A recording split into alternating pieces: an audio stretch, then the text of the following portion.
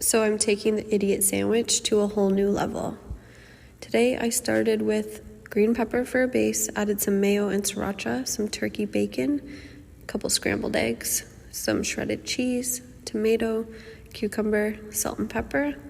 Topped it off with another green pepper. Look at that. Idiot breakfast sandwich. This is how I make Parmesan chips. In these because they are so easy to make. All you need is cheese and pepperoni and you've got an amazing treat. If you don't have one of these pans, just use a baking sheet. Make little mounds of cheese, add a slice of pepperoni, bake at 350 degrees for about 8 minutes and they're done. You can also sprinkle Italian seasoning on these, have them with ranch or marinara. You need to make these yummy low-carb, keto-friendly mulitas. You're going to go ahead and take some of your low-carb tortilla, put them in a little bit of avocado or olive oil, top it with some mozzarella cheese, your choice of meat, a little onion, cilantro, and salsa, and then flip and enjoy. Do you want a great hack? Plant the bottoms of your green onions. After a few days, they'll start growing, and after a few weeks, they get huge. When a recipe calls for them, simply cut them, leaving white part behind. It will grow again. We cut all ours, freeze them, and store them in the freezer for later use. Que buena idea. I just wanted to show you guys a recipe that I make frequently when I have a craving for something sweet. You just take the sugar-free banana cream Jell-O and a bottle of vanilla Premier Protein and get you a whisk or a spoon, whatever you have on hand, and put it in a bowl. So you're gonna pour the whole entire container of Premier Protein into the bowl. I put that in first, and then you're gonna add your banana cream, sugar-free pudding, and then you're just going to whisk. I've ate this a lot on my weight loss journey. You can use the white chocolate, you can use lemon, whatever you can find sugar-free. This banana cream one just happens to be my fave.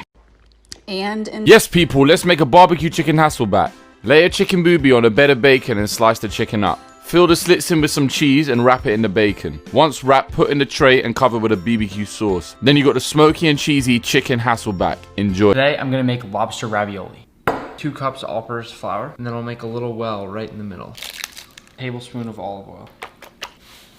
I'll cover this and rest it in the fridge for 15 minutes. For our tail, my easy little trick. For our filling, we'll go about a cup of lobster meat, a nice big scoop of ricotta cheese, a little handful of chopped chives. Now I'll cut 2 nice big rings and put that right in the middle. Then I'll take an egg and make a disc shape right in the middle of that. And to top it off, I'll put an egg yolk. Gently press to seal. Salt your water like the ocean. Toss your ravioli in. Toss this into some brown butter. Sage leaves. Finish it with a little Parmesan cheese and a nice sprinkle of freshly chopped chives. I'm gonna send this off to Australia. What you think, Morgan? All right, let's give it a try. Bro, Nick, you nailed it. Do you want to finish it off? Pretty damn good, huh? Life hack. You cook the top of the eggs. Pour some cold water in there. Cover it. The steam cooks the top. They need to flip. Every Sunday we make homemade pizza and this week was so good.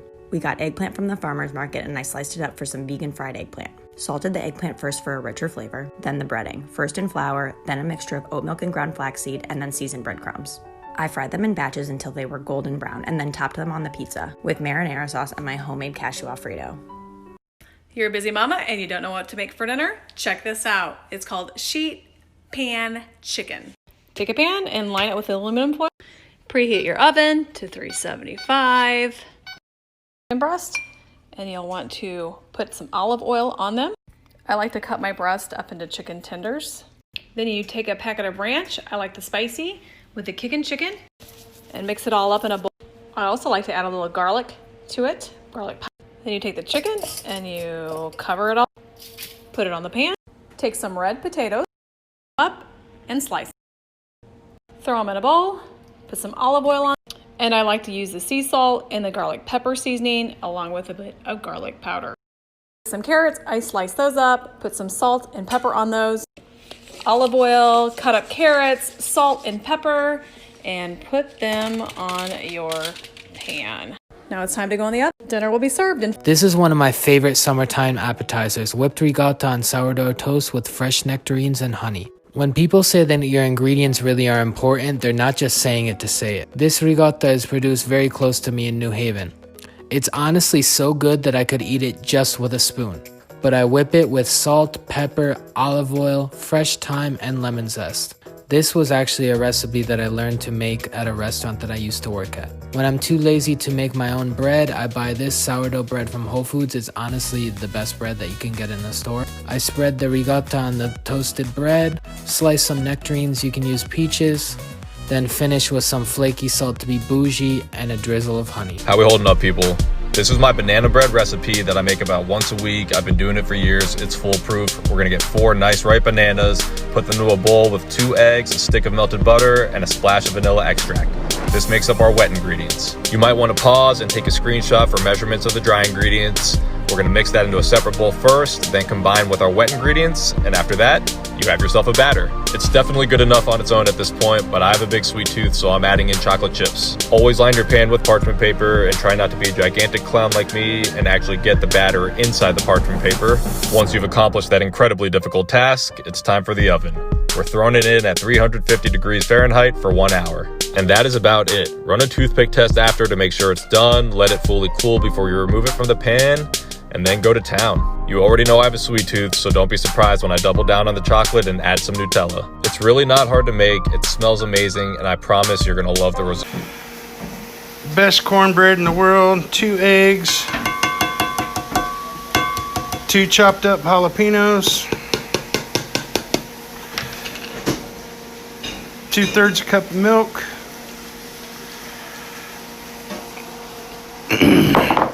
2 packages of Jiffy corn muffin mix,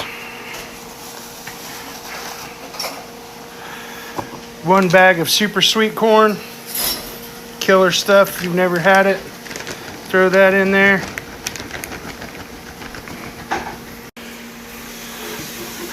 Whisk it all together. Get you a good mix. When it comes out of the oven, it should be nice and golden brown. Get you some butter, lather the top, and enjoy. 1 cup of brown sugar, 1 cup of peanut butter, 1 large egg, 1 teaspoon of baking soda, half a cup of chocolate chips. Mix it all together. Divide into 12 and place on a prepared baking sheet at 350 for 8 to 10 minutes. Boom. Whenever I bake, I use my homemade baking powder. It's so easy to make your own. Let me show you how. First, combine baking soda, add in arrowroot powder or cornstarch. Lastly, cream of tartar. Give it a good mix, store in an airtight container, and that's how you make your own baking powder. The cutest little no-bake mini lemon pies. And this is all we're gonna need. We're gonna juice 3 lemons. Just gonna juice them directly into the bowl. Squeeze.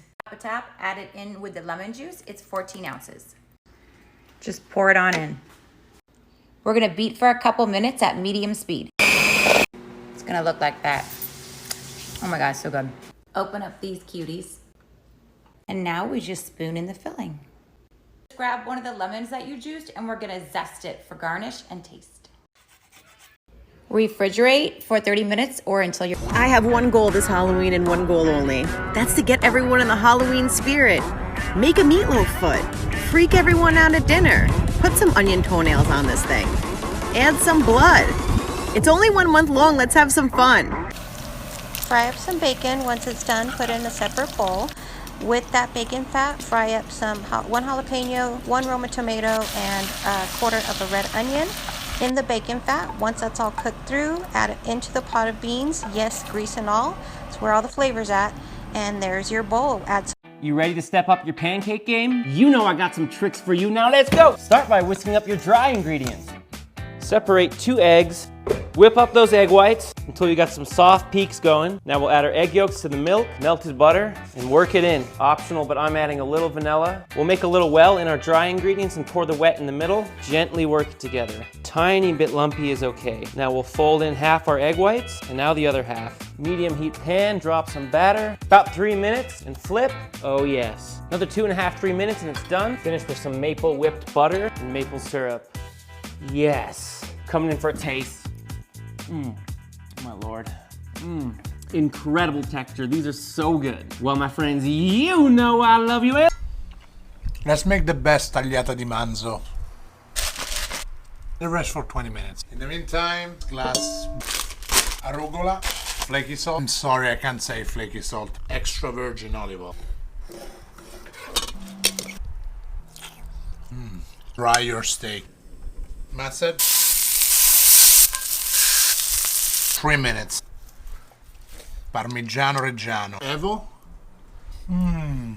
Today I'm going to show you guys how to make the best salmon glaze ever. Start off by adding some honey and water to a bowl along with some soy sauce, lemon juice, and as much sriracha as you like. I usually use 2 teaspoons, otherwise I think it might be a little overpowering. Add in some grated garlic, some red pepper flakes, and whisk until smooth. Season your salmon with salt, pepper, and paprika, and melt some butter in an oven-safe pan. Once the butter is hot, sear your salmon for about 2 minutes, flip, and add in your glaze.